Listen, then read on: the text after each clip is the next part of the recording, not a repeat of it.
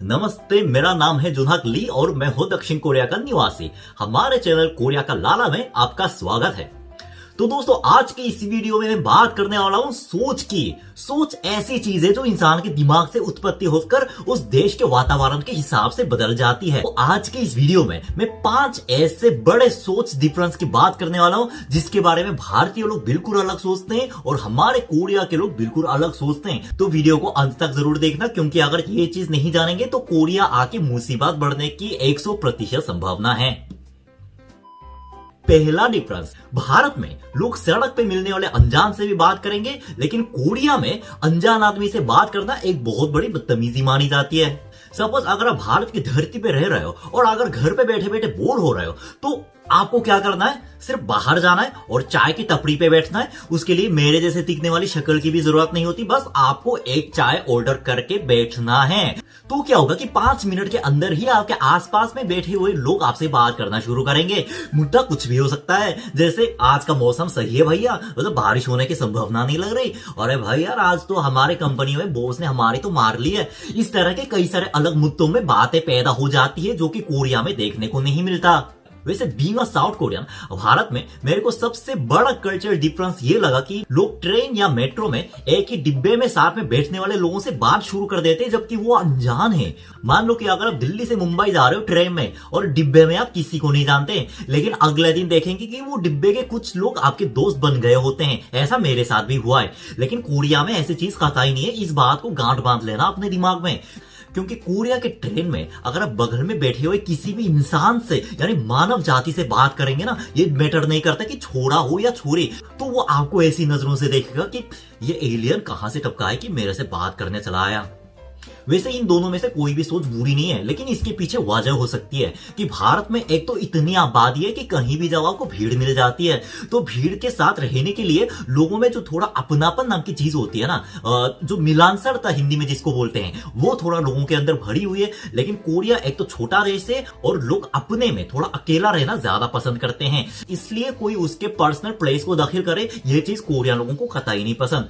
अगर आपको भीड़ में थोड़ा लोगों के साथ मजे करना है तो भारत आपके लिए बेहतर है, लेकिन अगर आपको थोड़ा लोगों से दूर तन्हाई में आराम चाहिए तो कोरिया बेहतर है।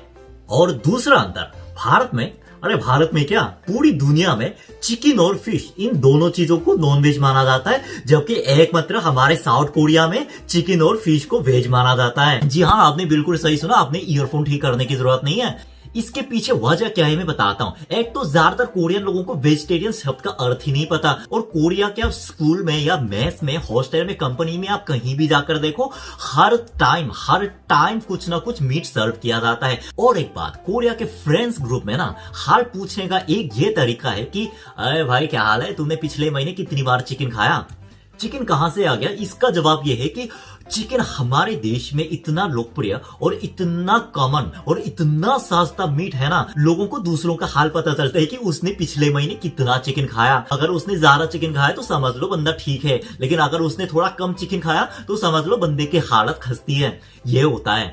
वैसे आजकल के युवाओं में थोड़ा बहुत वेजिटेरियन का नॉलेज तो आने लगा है, लेकिन फिर भी चिकन और फिश हमारे लिए इतना कॉमन बना है ना कि लोग इसको सब्जी की तरह समझते हैं। और अगर आपको मेरी ये बात छूट लगती है ना, तो कोरिया में रहने वाले किसी भी भारतीय वेजिटेरियन से पूछ लो, उन्होंने कम से कम 1 या 2 बार अपने रेस्टोरेंट में ऐसा अनुभव किया ही होगा। बिल्कुल मेरे सामने होते हुए देखा है कि एक बार मैं अपने एक वेजिटेरियन दोस्त को रेस्टोरेंट ले गया, तो मैंने आंटी से पूछा कि भाई ये वेजिटेरियन है। पहली बार में तो उनको समझ में नहीं आया कि वेजिटेरियन शब्द क्या है, तो मैंने उनसे पूछा कि ये मीट नहीं खाते तो आप बिना मीट के खाना हमें सर्व कीजिए। तो आंटी ने ये बोला कि ओ अच्छा, मीट नहीं खाते, तो ठीक है, तो हम खाने में चिकन डाल के देते हैं।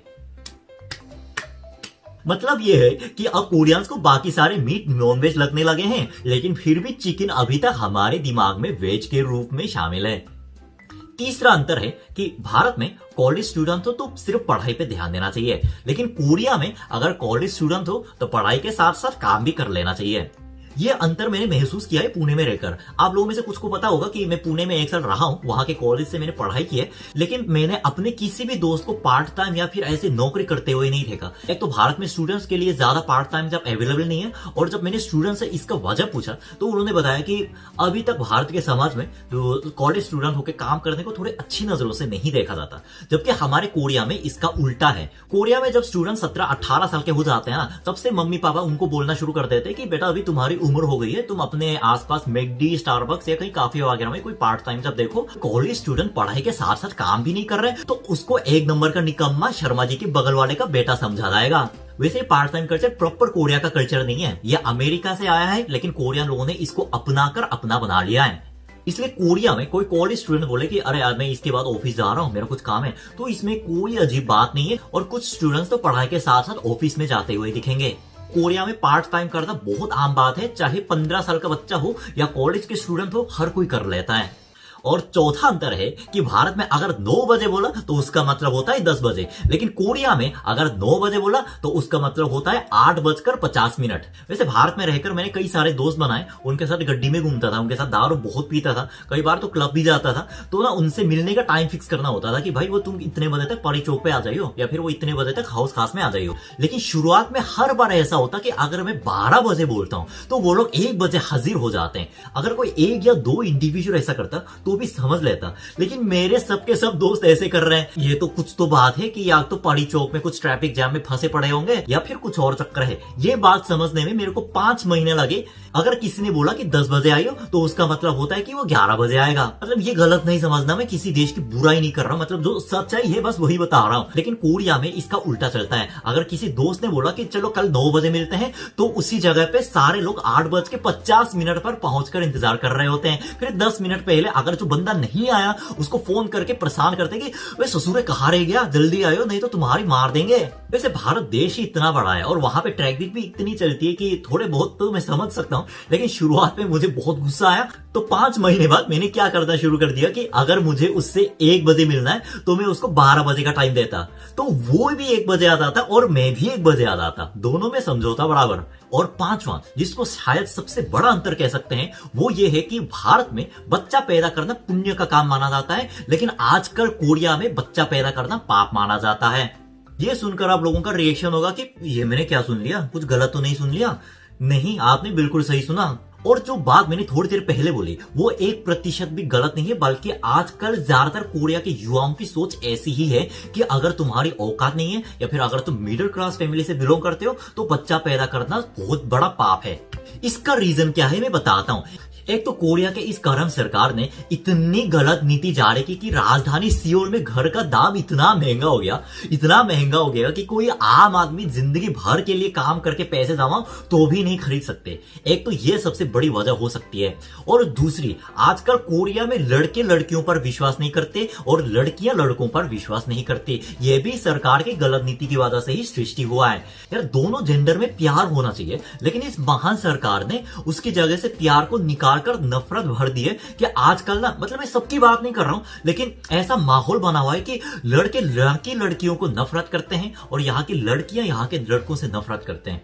वाह क्या दुनिया है। और तीसरी वजह यह है कि हम कोरियंस को ना कंपैरिजन करना बहुत ज्यादा पसंद है, हद से ज्यादा, कि ये लोग ना अपनी खुशी अपनों में नहीं दूसरों में ढूंढते हैं। अगर मेरे पास इससे ज्यादा है तो मैं खुश हूं, लेकिन अगर मेरे पास उसकी गाड़ी नहीं है तो मैं दुखी हूं। तो इस सोच का बच्चे पैदा करने से क्या लेना देना। उनको लगता है कि एकदम ये समाज बंजर बन चुका है, ये आने वाले पीढ़ियों के लिए सही नहीं है। वैसे मेरी हालत तो खस्ती है क्योंकि मेरे पास वो वाला घर नहीं है, वो वाली गाड़ी नहीं है, तो मैं आने वाले बच्चे को भी ऐसा दुख महसूस करने नहीं दूंगा।